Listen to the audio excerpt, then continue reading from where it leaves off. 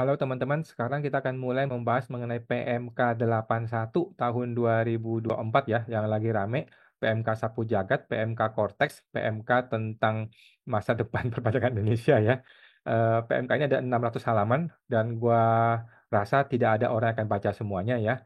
Eh, AR tidak mungkin baca karena orang pajak lagi sibuk mengejar penerimaan negara yang masih banyak dibutuhkan sampai akhir Desember ya.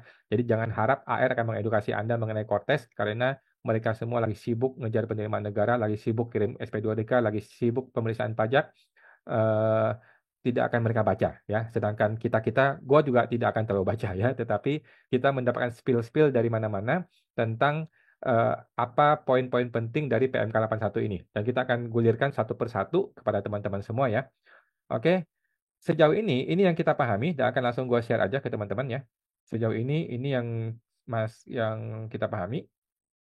Yang pertama, PMK 81 ini adalah PPN masukan itu wajib dikreditkan di bulan tersebut. Oke, jadi Anda yang PKP kalau menerima PPN masukan bulan Januari, tanggalnya tanggal Januari, maka Anda wajib kreditkan di bulan Januari tersebut. Mudah-mudahan tidak ada dispute atau tidak ada kebingungan lagi mengenai hal ini, teman-teman ya. Oke.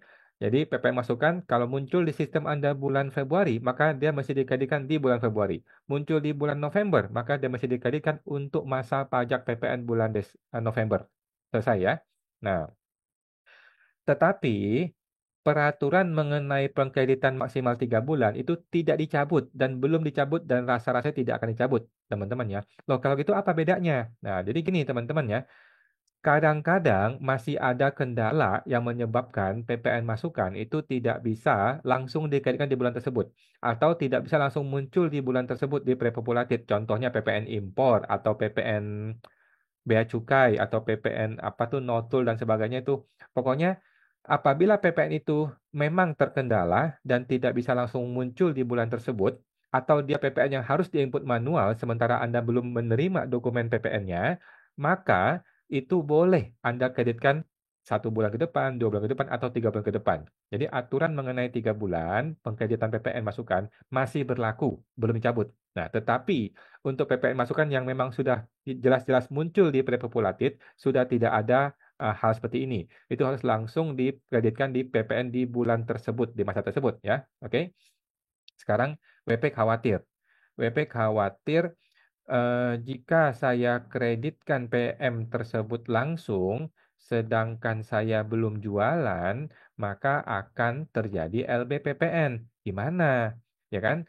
Nah, jawaban saya adalah tidak masalah, teman-teman ya, tidak ada masalah. PPN masa atau SPT masa kalau LB itu tidak masalah, teman-teman ya, tidak masalah. Itu boleh dikompensasi ke masa berikutnya, masa berikutnya, masa berikutnya, teman-teman ya.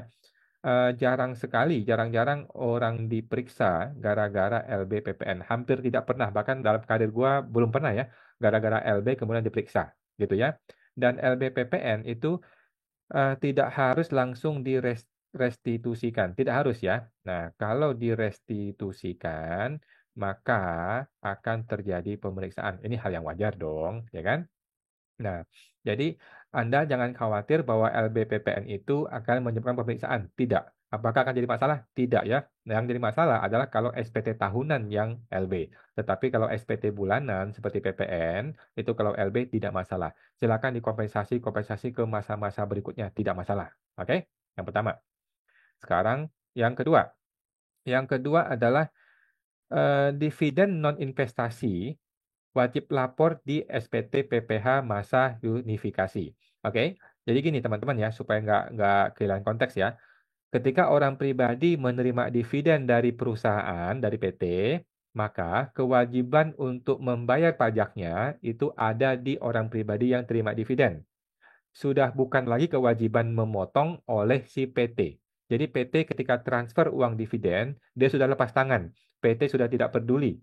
Oke, silakan dividen itu diurus oleh orang pribadi. Lu mau investasi boleh, lu mau tidak investasi boleh. Lu mau bayar pajaknya boleh, lu mau tidak bayar pajak boleh. Oke. Nah, aturan lama adalah jika Anda investasikan, maka lu tidak usah bayar. Gua klik aja, gua klik aja sini teman-teman ya, supaya teman-teman tahu ya. Aturan lama adalah jika dividen ini diinvestasi, dilaporkan selama 3 tahun, maka tidak usah bayar pajak, tidak usah lapor bulanan, tetapi perlu lapor tahunan di menu e-reporting investasi dividen. Oke, jika dividen tidak maka perlu dibayar PPh final dividen itu 10% bulan berikutnya tanggal 10 ya. Nah, tidak perlu dilapor di SPT Masa bulanan ataupun di e-reporting dividen tahunan ya. Nah, ini yang berubah teman-teman ya, ini yang berubah. Oke, jadi bagaimana perubahannya? Orang pribadi terima dividen kemudian diinvestasikan, maka dia tidak perlu bayar dan dia perlu lapor e-reporting maksimal 31 Maret ya, tiga kali berturut-turut 3 tahun.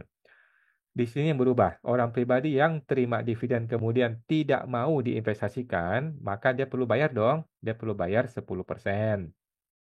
Dan dia juga perlu lapor PPh unifikasi. Oke, artinya apa? Artinya dia perlu sertel ya atau sertifikat elektronik. Oke. Jadi kalau Anda tidak mau investasikan PPh dividen, Anda bayar 10% dan Anda selanjutnya perlu lapor di PPh unifikasi bulan depan. PPh unifikasi salah satu syaratnya adalah butuh sertel ya, sertifikat elektronik. Oke, teman-teman ya. Ini berlaku mulai 1 Januari 2025. Artinya berlaku untuk dividen yang diterima di tahun 2025 dan seterusnya. Gimana kalau dividen kau terima di 2024? Jawabannya belum mengikat ya aturan ini ya. Anda tetap bayar tetapi tidak perlu dilapor. Itu untuk dividen 2024. Oke? Lanjut. Formulir SPT tahunan 2024 itu masih sama dengan formulir tahun lalu, teman-teman ya, belum berubah. Teman-teman tinggal lihat di berita ini ya, ini ada di Ortex, peralihan SPT tahunan pajak 2024 masih ikut ketentuan lama ya. Jadi ada di pasal 477 angka 1 PMK 81. Ini Ortex luar biasa ya. Disebutkan bahwa bentuk untuk SPT tahunan 2024 baik jenis, bentuk, isi serta penyampaiannya masih ngikutin PMK yang lama. Oke. Hal ini berarti SPT tahunan 2024 yang dilapor di Maret 2025 ataupun April 2025 untuk WP Badan masih mengacu ketentuan yang lama. Oke, jadi teman-teman yang bertanya kemarin ya, bagaimana kalau SPT tahunan 2024? Jawabannya adalah SPT tahunan 2024 masih menggunakan formulir yang sama persis dengan yang tahun lalu, tidak ada perubahan. Oke.